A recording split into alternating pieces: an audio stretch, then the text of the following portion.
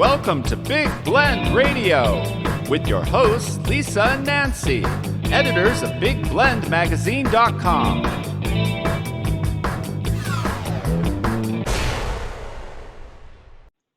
Hey everybody, welcome to Big Blend Radio with Nancy and Lisa, the crazy mother-daughter travel team and publishers of Big Blend Radio and TV Magazine and Parks and Travel Magazine. You can see them both at BigBlendMagazines.com. Now, a lot of you know Nancy and I travel full-time going across the country on our Love Your Parks tour. And one of our favorite states is the state of Louisiana, or Louisiana, however you want to say it. And one of the areas we'd like to focus a little bit more on is New Orleans. And that's where we're going today. We're going to be chatting with Marilee Eaves about her memoir. I've just finished reading it, and man, she takes you on a truth ride. Very candid, very real about her life. It's called Singing Out Loud, a memoir of an ex-Mardi Gras queen. I had no idea about what happens behind a Mardi Gras.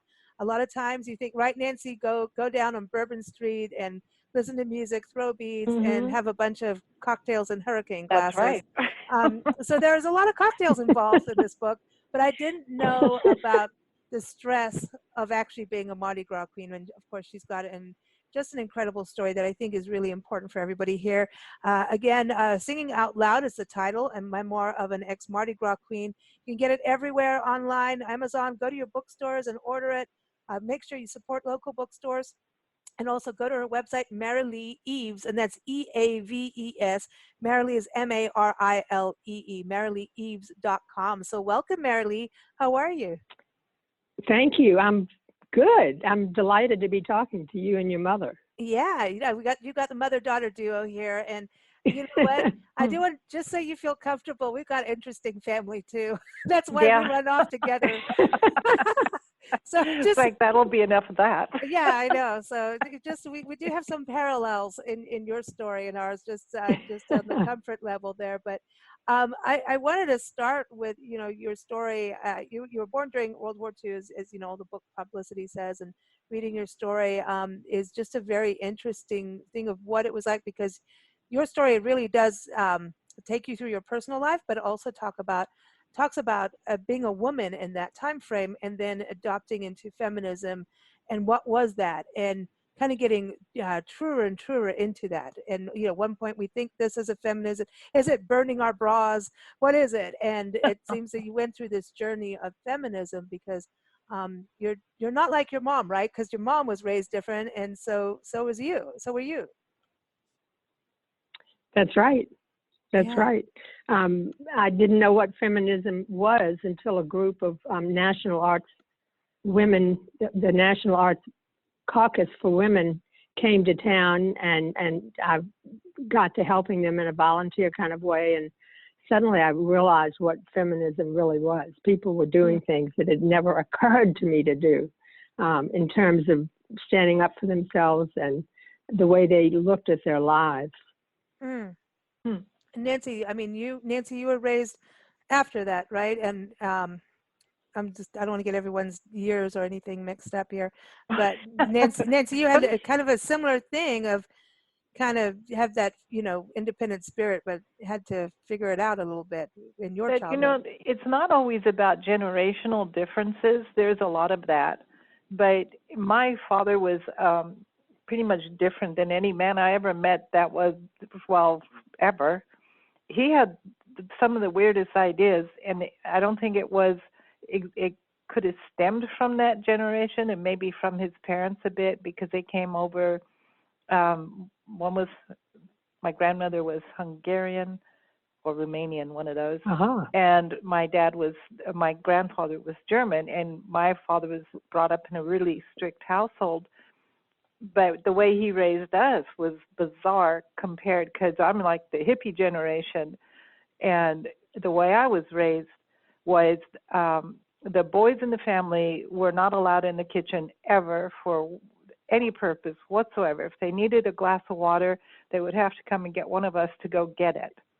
Oh, wow. Which is really bizarre, because I've never met anybody who went, oh, yeah, me too, I was raised like that. Never. I've never met anyone like that was raised that way.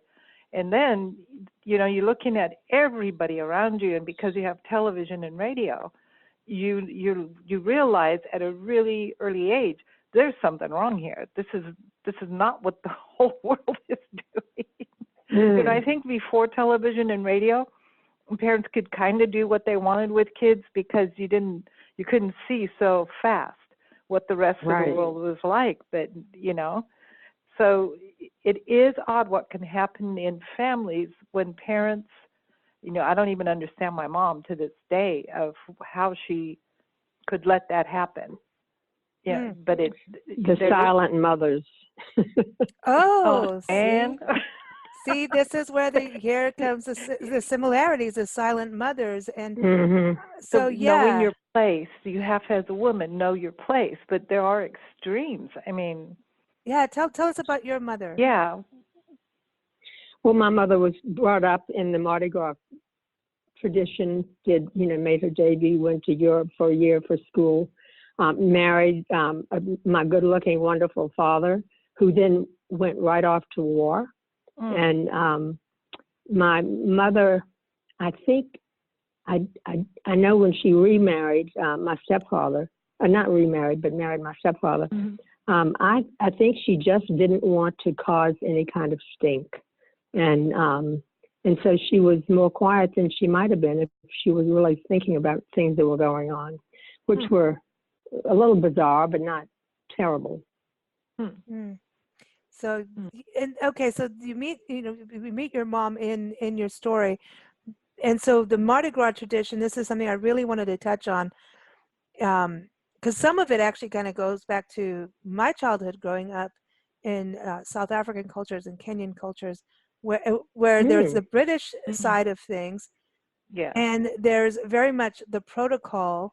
Even going to school, you had to wear uniforms, and you will not do this, you will do that, you will look this way, and it seemed that you were raised where you need to look this way, you need to, weigh this much and look this way for the Mardi Gras and, to be a queen. Yet as a kid, you want to put on the outfits. That seems like fun, but it doesn't turn out to be as fun when I didn't know how much went into this. It's like, wow. So tell us about that side of your mom. I didn't grow up thinking, I better dress right because I might be a queen. I say something like that in the book, and at some point that was true for me. But basically, we just had sort of dress codes, whether it was school or going to church or whatever.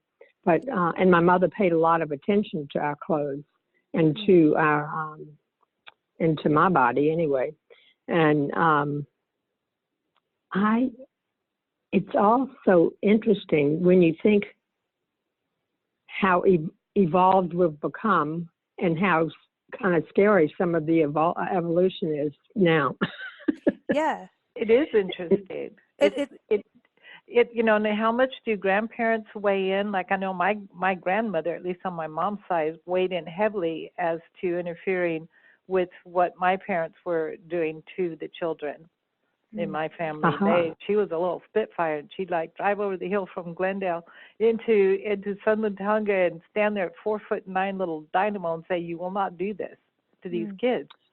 And my grandfather there didn't do anything, and my grandparents on the other side were the evil ones. But so it's interesting to me the dynamics of families, because it seems like there's always one who gets in there and really sorts it out. At least, my two sisters, my two first sisters, and I moved in with my grandmother and grandfather when my mother and father were divorced in the late 40s. And my grandmother provided. She was a total rock for us. We had meals at the same time. We always had something wonderful to eat. There was no question that we were taken care of there. And the chaos subsided because there had been some chaos.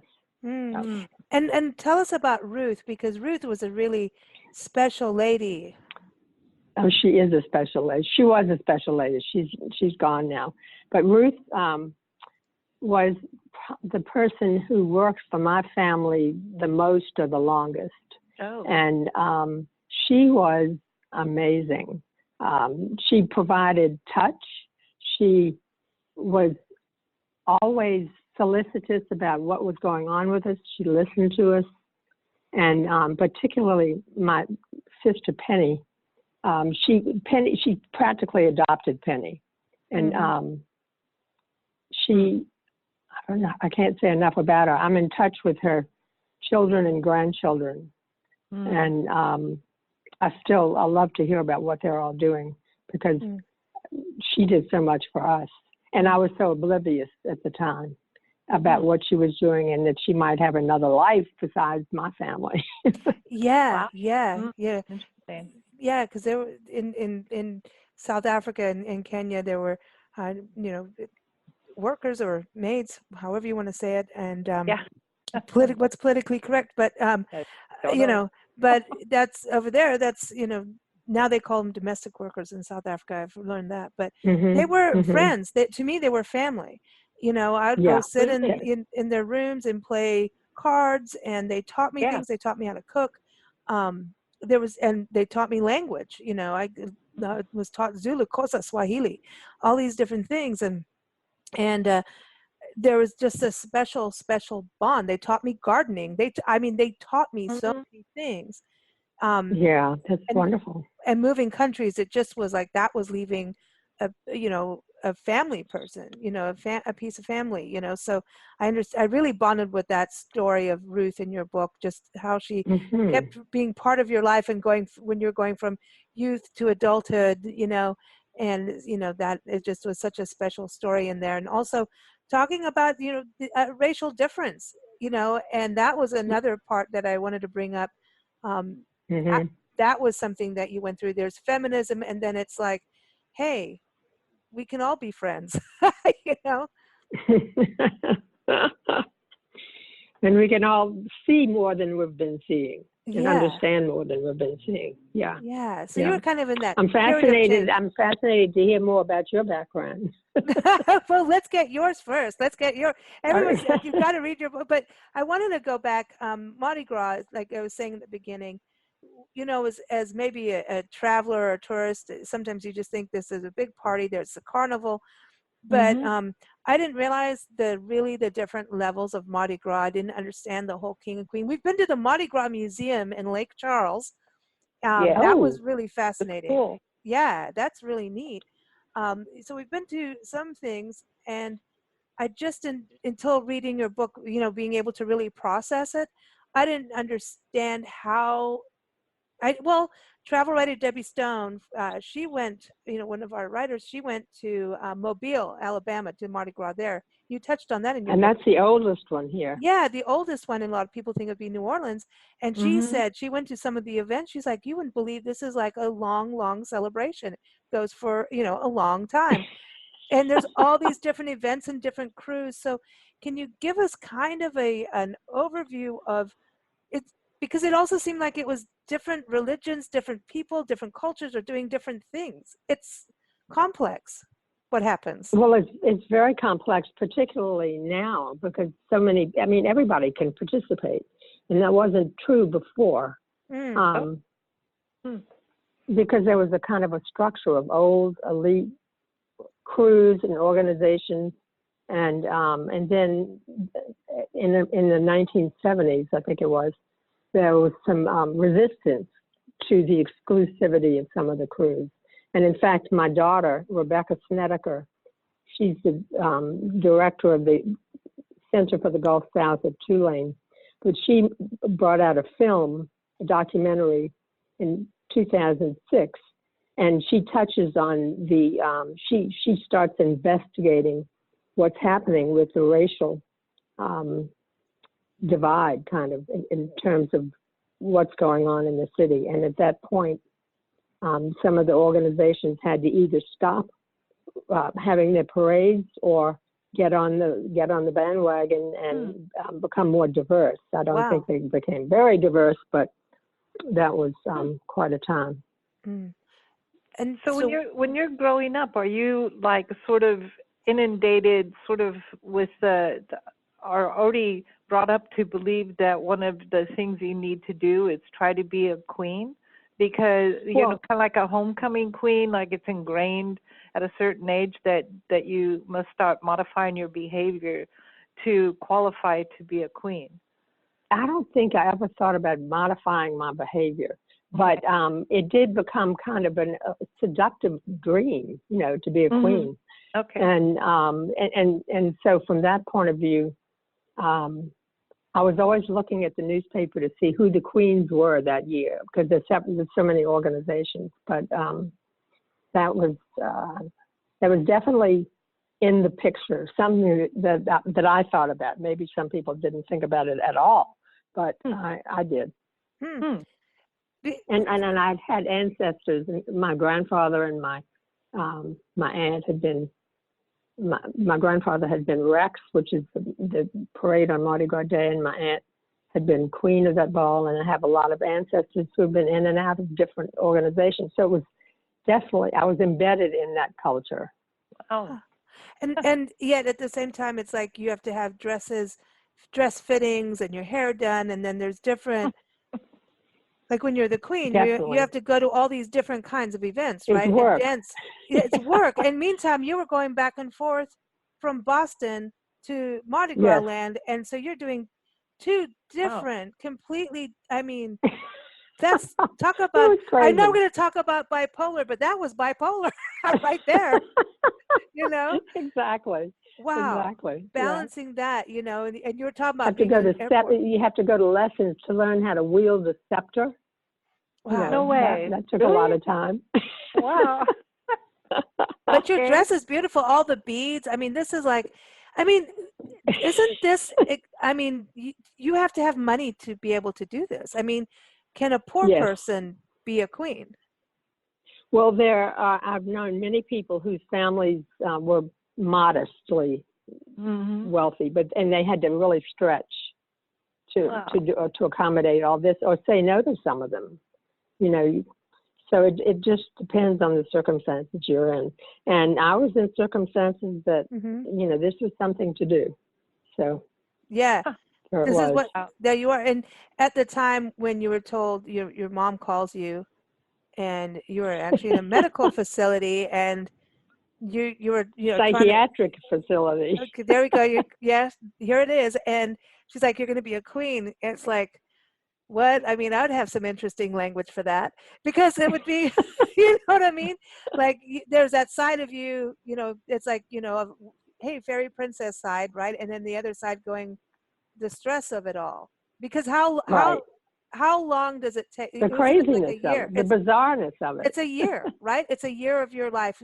It's, my mother phoned me that spring that I was in the hospital, and I came home in August and started some of the activities and the practicing and the dress fittings and so forth. And then I came back at Thanksgiving for the debutante club ball and another debut organization. And then at Christmas, I was in a ball and went to debut parties. And then I came back to be Queen of Osiris, and I think it was late January.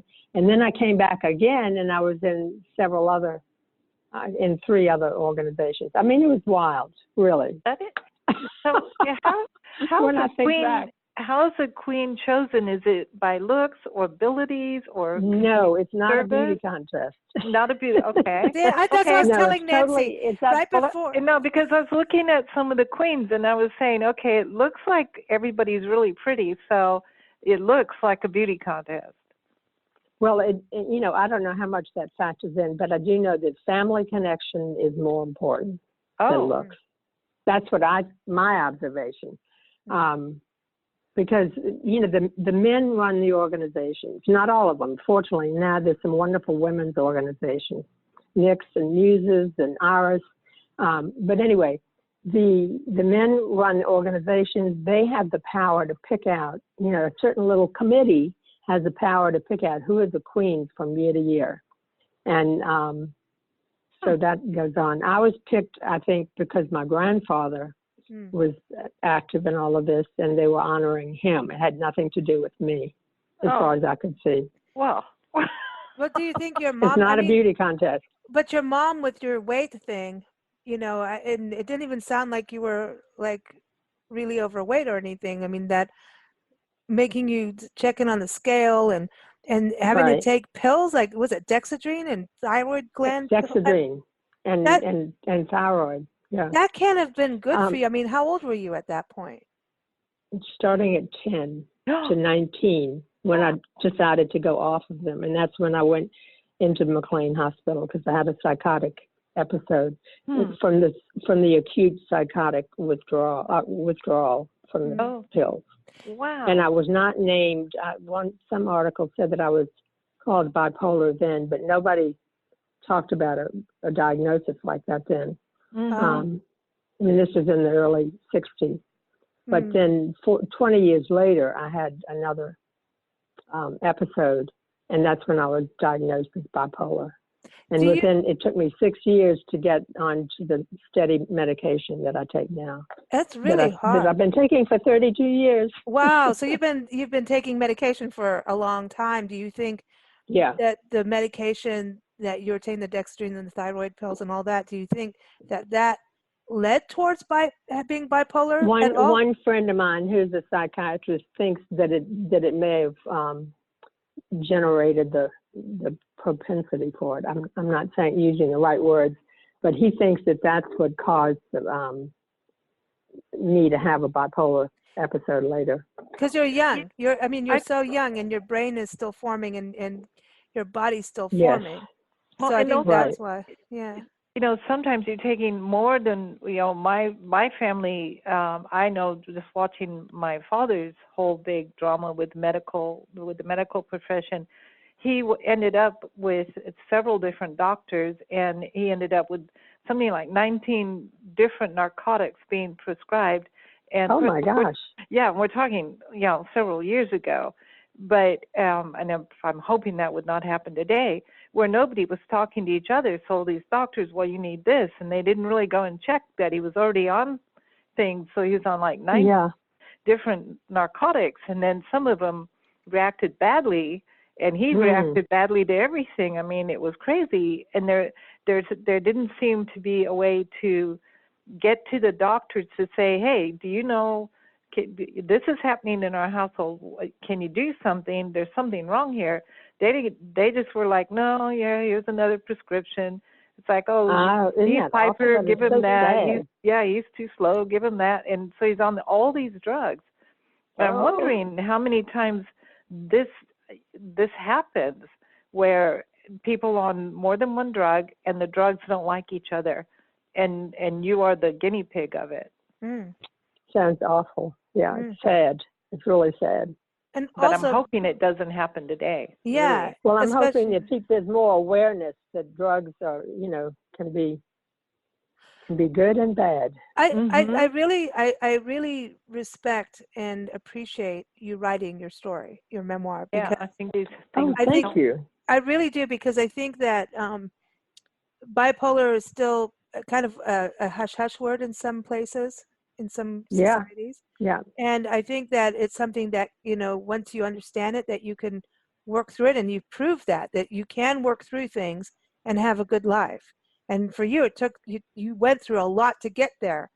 And I think that you proved that the importance of that. And I want a lot of young people to read your book, because I think that's important. And it means no alcohol too. Now that's it. Because it interferes with the medication. At least the medication that I'm taking. I take lithium. Yeah, So. and the we call it wiggy time. We like our cocktails, and we call it wiggy time because when you take it for a sip, it goes and travels down to your tail feathers and makes them shake. And I'm like, so you can't do one or the other or both. Like it, you know. So alcohol, I think, comes into that, trying to balance it on when you're on your own, trying to balance what's going on. Alcohol becomes a thing, as a go-to maybe, or, you know, alcohol, it's a thing. And I have friends and parents who tend to get off their medication and decide, I'm going for booze instead of the medication, and then almighty hell breaks loose everywhere. It's like fireworks go off in the town when that happens, and it's a balance. You can't do. And everyone's different, you know. Yeah. One of the main things that I've learned is that just even bipolar, there's such a spectrum of different kinds of bipolar and different levels of severity and all of that. So everyone has to take care of their own makeup that way if they want to be well. What is your personal, for you, your definition of bipolar? What does that actually mean to you, for you? That's a good question. What I'm thinking about is the times when I went psychotic. Mm-hmm. I mean, I was exhausted. I was not taking care of myself. And I ended up doing things that I had no idea that I was either doing or how to control it or anything. And I just was off in la-la land. So that was the manic side. I don't have a lot of memories of being depressed. I've been lucky that way because some people really get a lot of depression. But I don't know. You were a naughty girl. So I'm using that as, manic depressive is almost a better way to put it. You did naughty things. I think there's highs and lows, but you were always searching from reading your memoir. You're always a person searching to feel that space, kind of needing to feel you, to find that sweet spot to connect with myself. To get grounded. Which took me. I think I was 60 years old when I thought maybe I'm getting grounded. There is something in that, because I just go back to my childhood, which was crazy, and that you are totally in reactionary mode, survival mode, almost every minute of every day. You never know what's going to happen, and so you're not even having the chance to think, is this a good response?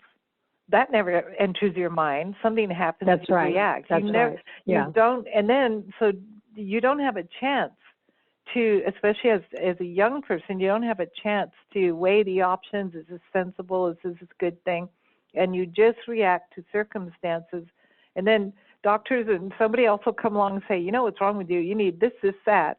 So maybe you get drugs, or maybe what's you're wrong taking, with you? Maybe you get taken somewhere else. But what they don't understand is, and how can they understand exactly what is happening to you at the time it's happening? It's always after the fact. Sometimes sometimes they try to prevent something, but they don't know how much they're preventing. So you could have a good dose of drugs or a bad dose of drugs. So you're trying to manage somebody else's survival instincts. That's kind of how I looked at it. That's a good way to look at it. I know that one time when I was not quite fully manic, but I was at a friend's house, and I even realized that something was going on, that I had to keep myself from saying anything so that she wouldn't know what was going on. And that's one of the only times that I remember where I was aware that something was happening. Because usually I kind of just switched into the high state, and if I was depressed, I didn't know it. Oh wow! Yeah, because it's tiring. Depression. But I don't think you can know it, because it's like your whole mind and body goes over to the other side. Yes, that's exactly. Yeah, true. it's a swing. It's a swing, and at the same time, you're very much a driven person. That's what I pick up. You're very driven to do things, and you picked up all kinds of things. I'm going to do this. I'm going to do that. I'm going to try this, and I love that. I love that, because I think it's that searching for that part. But no, I mean, you traveled. You've done a whole bunch. I mean, you've got children. You've really done a lot. And that's over. I'm 77 now, so that's over a long period of time. Well, but it wasn't overnight, huh? But you really, I think, and you question things, and that's this balance. You can go through something, like figuring out the bipolar side of things, all these different things, right? But at the same time, you still are who you are. That's what, you're flowing. As I'm reading your memoir, you are who you are, and you're still developing. What was it like writing this?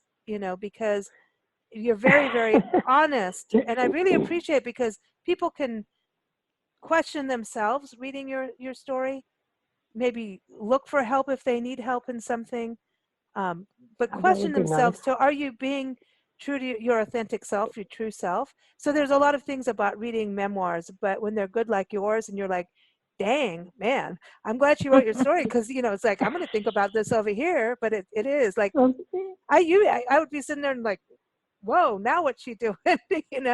But there's a learning thing to it. So that's why I said I really appreciate it. But what was it like putting these words together and because of, like I said, the candidness of it? Well, initially it was, just writing down stories that had some kind of charge for me. And then it took 10 years to kind of pull it all together and make a book out of it, because I started out thinking, am I writing some vignettes? What's going on here? But I had a lot of help from two wonderful different editors, not associated with a publishing house, but people that I hired that I knew. And really, they helped me figure out a lot of things.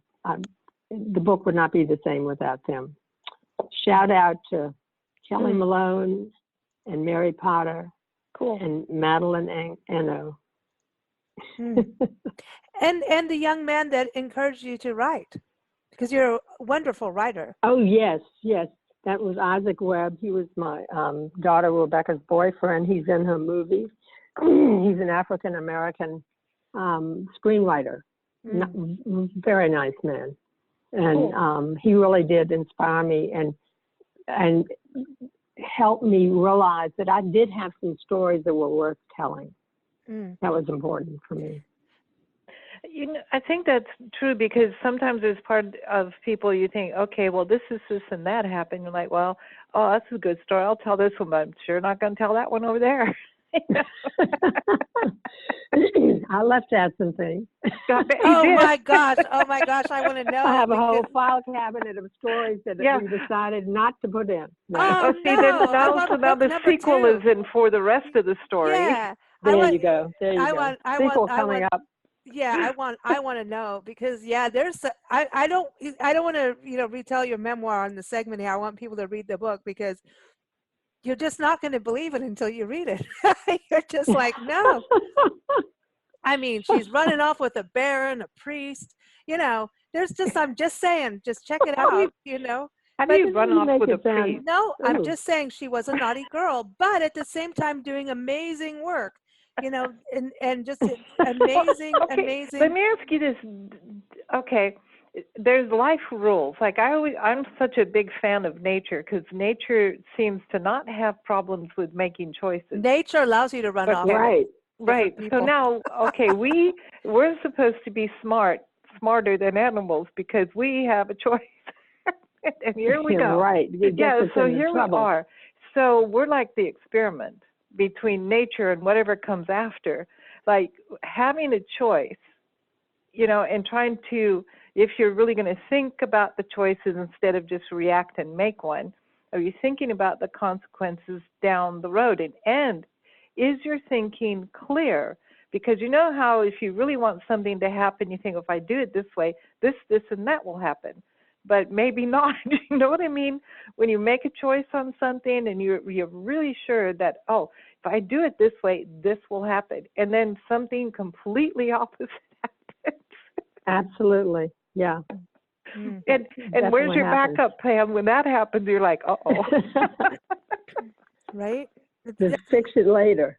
Yeah. There's always a next day. You have to, they're always saying, don't live every moment your best life, but you also have to remember there's always the next day, and you can take a breath. You can always take a breath, and calm yourself in some zone somewhere. But I wanted to touch on also, you've gone through a lot of different things with your life, but one of the things was Hurricane Katrina. I couldn't believe you and your husband had moved to Seattle, in the timing of how all that happened. Oh, yeah. I couldn't believe that. I remember when the news hit with Katrina. We've done some follow-up shows on it. We've done shows with Global Green out in New Orleans that are trying to do kind of climate awareness, how to do the right buildings, and doing swales for flooding, and we've done all kinds of different things with New Orleans. And New Orleans to me it's a special place, and definitely there's issues in the location. I don't know if you know Tab Benoit is a guitarist. We met him in Natchitoches. What's his name? Tab Benoit, if I'm pronouncing it. Tab Benoit. Yeah, it's N-O-I-T. Yeah, N-O-I-T, Benoit. I don't know, but I'll be listening for him. Yeah, he did a segment. We were in Natchitoches, Louisiana, in July at their 40th annual folk festival, and it's amazing. I mean, Zydeco, everything. I mean, it's like the family bands. It was real down home, meat pies, everything, and I understood some of the things I experienced at that expo by reading your book, because they came out with all these like Victorian dancers and stuff, and I'm reading your book going, okay, now I'm kind of understanding some of that over there, because it was these whole like different parades, and anyway, it was just kind of a connection, and I can't explain it. But anyway, he was there, Benoit, and he's been trying to help what's going on with the water and the flooding and why. And he did this whole speech about it.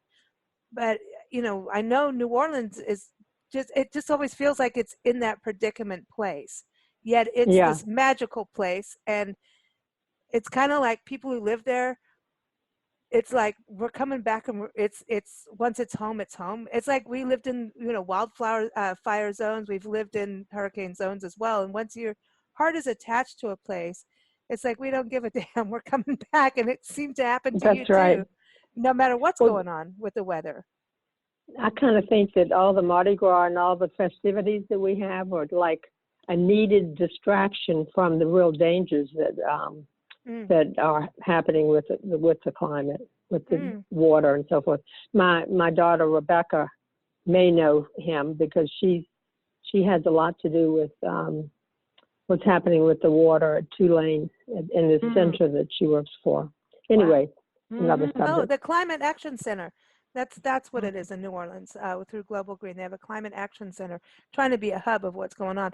But yeah, when you came back, you just moved to Seattle, and that's like night and day difference, you know, when you think about it. Yes, it is. Mount Rainier, magical Mount Rainier, because Mount Rainier is beautiful place. That is a special place. But look, when you drive, you know, getting to Mount Rainier, there's all these, you know, alarm, the volcano could go off at any time. And you're like, dude, I don't know. Should I go in? That's you know, right. So, you know, we have to embrace the places we love and get over it. You know, if it's your time, it's your time. At least here we can drive out of town before the hurricane reaches us. Yeah, going back. Generally. It's interesting how we control so much of the world, but when it comes to nature, not so much. I mean, not so much. Yeah, not so much. I mean, okay, we can chop down trees, and we can kill animals, and we can put pesticides out. By the way, my personal opinion on bipolarism and things like that, I always want to know if you live next to a big farm and crops that were sprayed by things. Because I think there's a connection there, possibly. Oh, that's interesting. I have not, but yeah, because you breathe it, you know, and you don't even realize it. Changes your chemicals. People get cancer of it, so. Yeah, so I always think that the chemical corridor. Yeah. Between Baton Rouge and New Orleans is not far. Yeah. Yeah. Oh, wow, that's right.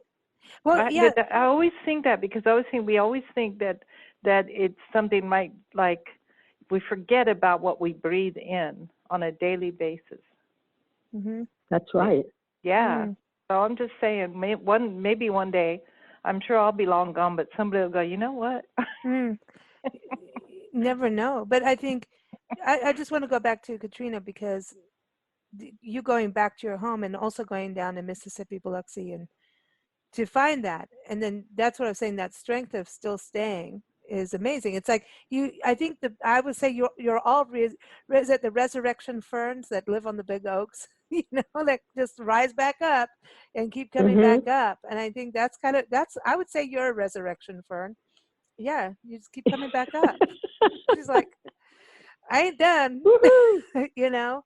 So, but going through that and having to, when you go through that kind of loss, where it's like your family memories, and you had, yeah, I don't want to give the book away at all, your story away, but having to face that kind of thing I think is life altering. You know, we've gone through, Nancy and I've gone through stuff like that, and you just kind of have to move forward, but embrace the past. You know what I mean? Kind of embrace the memories and Well, to learn from it. remember And them in your heart. and you also, know? and also to just start adjusting, somehow make steps in adjusting to the new reality. Yeah. well, and there's also this, are you guilty over a decision you made with half the information you might have or could have, should have had? And was it your fault that you didn't have all the details, or did you react too soon? Did you react too late? I mean, after a while, you have to quit second guessing yourself. You know, it's like you could drive yourself. I can do that. Yeah, because you could drive yourself nuts. Like, oh, Yeah, really. Yeah, so it's like now I'm at this point, I'm, like ready to just throw the dice and see what happens. So now are you going to write some more? Because like I really enjoyed just you've just written it so beautifully and candidly at the same time. Mm-hmm. So I'd love to Thank see you. more, read more. I certainly want to. I've been working on things to do around the book and, publicizing it. But I have essays. I've published a couple of essays, and I want to do more of that. And I want to focus on different aspects of New Orleans, so things that I see or observe. So anyway, I'm certainly going to get back to writing. Oh, that's awesome. Doing a different kind of writing right now. I'm doing more blogging and that kind of thing. Yeah, and everyone, you can read Marilee's blogs on her website. Again, it's MarileeEaves.com, or is it Eaves? You never know when it goes to New Orleans. No, it's Eaves. Okay, I did it right. Yeah. Like a Eaves of a roof. I can't pronounce anything in Louisiana. I'm trying, I'm learning. So if somebody picked up your book and they decided that they were going to make a movie out of it, who would you want to play you? Ooh, that's a great question, because I think it would be a good movie. Well, then you'd have your child, and then you'd have like your young adult, and then you'd have the older. Yeah. So who would you think would? I'd like to think about who would play you in these different stages. Honestly, I can't answer that because I don't really remember all the names of actresses. Ashley Judd has to be one, because I think Judi Dench. Yeah, of now. Judi Dench. Oh, I like that. Yeah. Ashley Judd. Yeah. Now as a child. The Yaya Sisterhood. Hmm.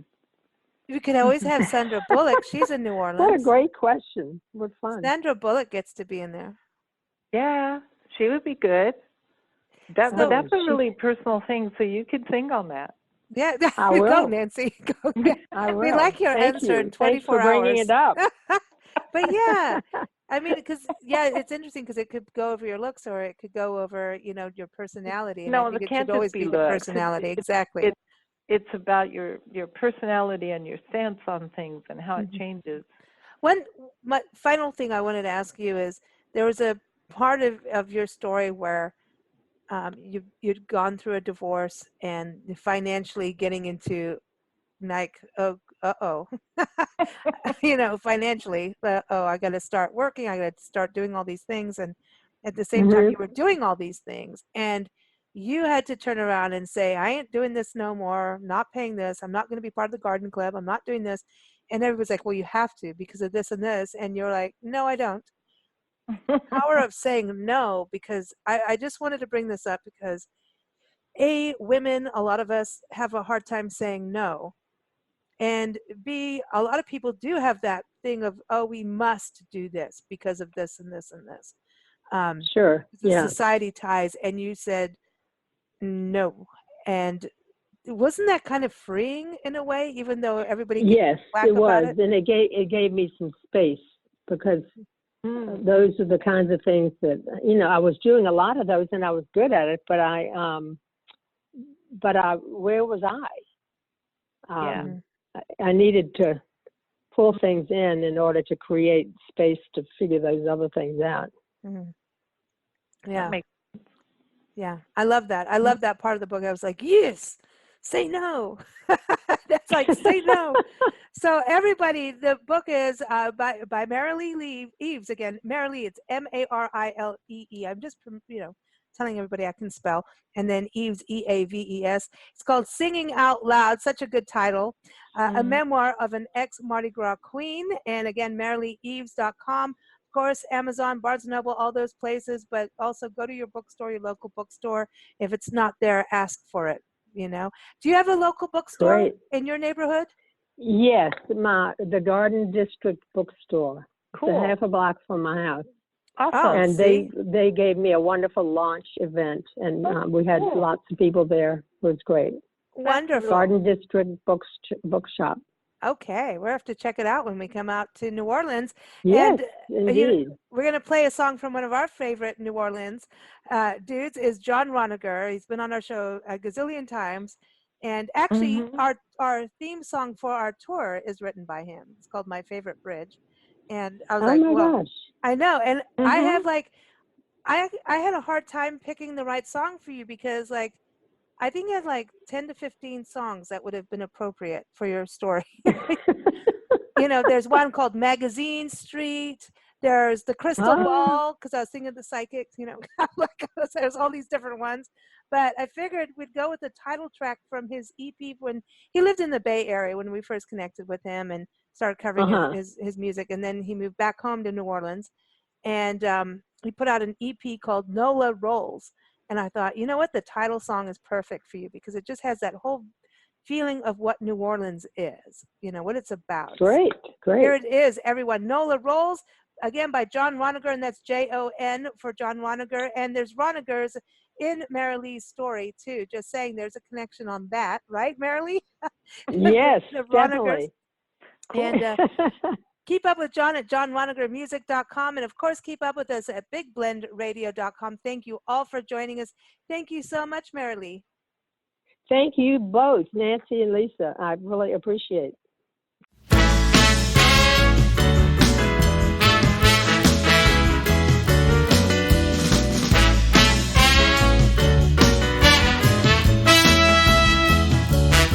I've been to Paris, Texas, Rome, Mississippi, Vienna, VA, London, Tennessee, Kingston, Kingsport, Jackson, and Queens, but they can't hold a candle to New Orleans. Oh, where the Mardi Gras Indians dance in the light of their flambeau, and the Holy Trinity's in the bottom of every cup of gumbo. There's king cake, get up high, trumpet and bone.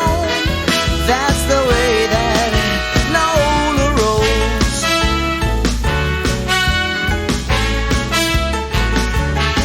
I've seen the Sunset Strip, done the City of Lights, bit the Big Apple, ate the Mile High Pie, Tinseltown, Chinatown, Big Sky, but it ain't nothing like walking in a second line. Oh, where the Mardi Gras Indians dance in the light of their flambeau, and the Holy Trinity's in the bottom of every cup of gumbo. There's king cake, gator pie, trumpet and bone. That's the way that Nola rolls.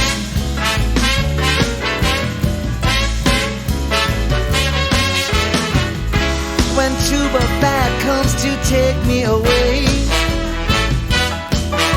to shuck me some oysters outside of the pearly gates, well, let the saints ain't marching in. You better send me on back down to New Orleans again.